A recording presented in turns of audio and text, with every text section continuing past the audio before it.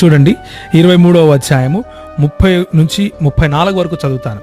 చూడండి, ద్రాక్షరసముతో ప్రొద్దుపుచ్చే వారికే కదా, కలిసిన ద్రాక్షారసము రుచి చూడజేరి వారికే కదా అని ప్రశ్న 29లో ఉంటుంది. యాక్చువల్గా ఏముంటుందంటే, ఎవరికి శ్రమ, ఎవరికి దుఃఖము, ఎవరికి జగడములు, ఎవరికి చింత, ఎవరికి హేతువులేని గాయములు, ఎవరికి మందదృష్టి అని సామెతల గ్రంథకర్త ప్రశ్నిస్తూ సమాధానంగా ఏం చెప్తున్నాడంటే, ద్రాక్షారసముతో ప్రొద్దుపుచ్చు వారికే కదా, కలిపిన ద్రాక్షారసమును రుచి చూచే వారికే కదా అంటూ 32వ వచనంలో, త్రాగుట రుచిగానుండగను దాని వైపు చూడద్దు, పిమ్మట అది సర్పమై కరచును, కట్లపాము వలె కాటువేయును, విపరీతమైనవి నీ కన్నులకు కనబడును అంటూ త్రాగుబోతుదనం గురించి, లేకపోతే ప్రొద్దుగూకులు మద్యమును సేవించే వారి గురించి చెబుతూ ఈ మాటలు రాశారు.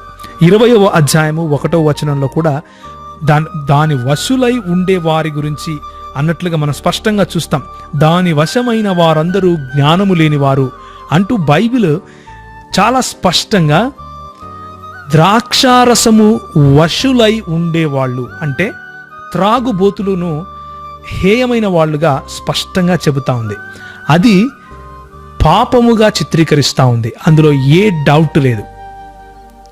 కూర్చున్నటువంటి క్రైస్తవులందరికీ చెబుతున్నాను, మద్యపానీయము మత్తులై ఉండటము అంటే త్రాగుబోతులై ఉండటము, దేవుని రాజ్యమును త్రాగుబోతులైన వారు స్వతంత్రించుకోరు అని చెబుతా ఉంది. కాబట్టి రైట్, బిగ్ బ్రేకింగ్ న్యూస్ చూస్తున్నాము. ఆర్టీవీ చేతుల్లో వైన్ షాప్ ఓనర్ యొక్క కీలక దర్యాప్తు అనేది మనం తెలుసుకుంటున్నాము. ఇక్కడ చూసినట్లయితే ఆర్టీవీ చెప్పినట్లుగా ఇది పొరపడడం జరిగింది. ప్రవీణ్ అని అనుకున్నాము, కానీ ప్రవీణ్ కాదు అని చెప్పేసి తెలుస్తుంది. ఎందుకంటే జావా అని చెప్పేసి ఆ యొక్క డెడ్ బాడీ ఉన్న ప్లేస్ లో ప్రవీణ్ గారి యొక్క మృతదేహం దగ్గర హెల్మెట్ మాత్రము జావా అనేది మాత్రము ఉన్నది. కానీ ఇక్కడ చూస్తే ఎక్కడైతే ఇది వైన్ షాప్ వచ్చి మద్యం అనుకున్నాడని చూస్తున్నామో అక్కడ క్లియర్ గా చూస్తే ఆ హెల్మెట్ కి జావా అని లేదు, ఇది ఫేక్ అని చెప్పేసి తెలుసుకున్నాం. మన్నించండి, మద్యం కొనడానికి వచ్చింది ప్రవీణ్ పగడాల కాదు అని చెప్పేసి ఆ హెల్మెట్ జావాది కాదు, ఇక్కడ లోగో ఉన్నది వేరే అని తెలుసుకున్న ఆర్టీవీ చింతిస్తున్నది. యాజమాన్యం తరపున క్షమాపణలు కోరుతున్నాము. నిజానిజాల కోసము ఈ యొక్క వీడియోని తెలుసుకొని చూడవలసిందిగా క్రైస్తవ యావత్ సమాజాన్ని కోరుతున్నాము. ఆర్టీవీ మరొక్కసారి క్షమాపణలు తెలియజేస్తుందని తెలియజేస్తున్నాము. త్రాగుబోతుదనం గురించి, లేకపోతే ప్రొద్దుగూకులు మద్యమును సేవించే వారి గురించి చెబుతూ ఈ మాటలు రాశారు. 20వ అధ్యాయము 1వ వచనంలో కూడా దాని వశులై ఉండే వారి గురించి అన్నట్లుగా మనం స్పష్టంగా చూస్తాం.